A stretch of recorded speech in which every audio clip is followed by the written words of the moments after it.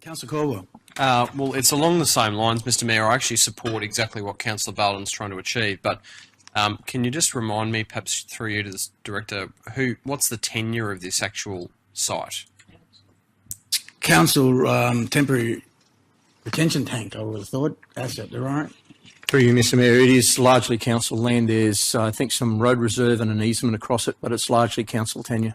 So would we not be better off to include in this resolution something about the CEO being authorised to enter into normal lease terms with the Gold Coast Turf Club?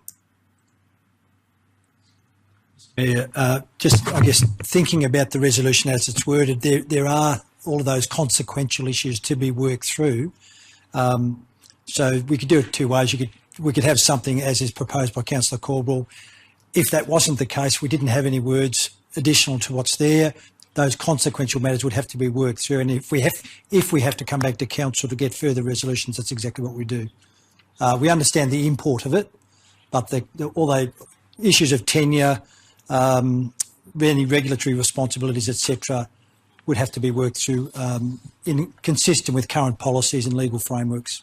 I think Councillor Caldwell, if we leave it the way it is, let the Gold Coast Turf Club has a crack of trying to secure the cash in kind to do the work.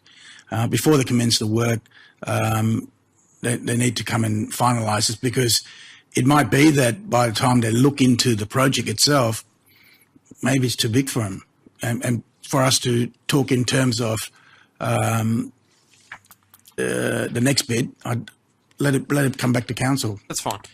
The other thing, I mean, it talks about really just trying to source the money for it to be filled. Again, I don't know if we should be crystal clear that council's decision today is that this site should now be filled, and that its highest and best use for the community is as an overflow car park, horse training, blah, blah, blah.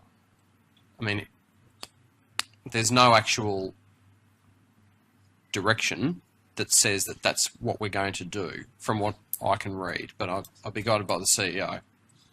I think the import of the resolution is that that's what would happen, provided there is money other than the council money forthcoming. If that is not the case, then we're back to the status quo.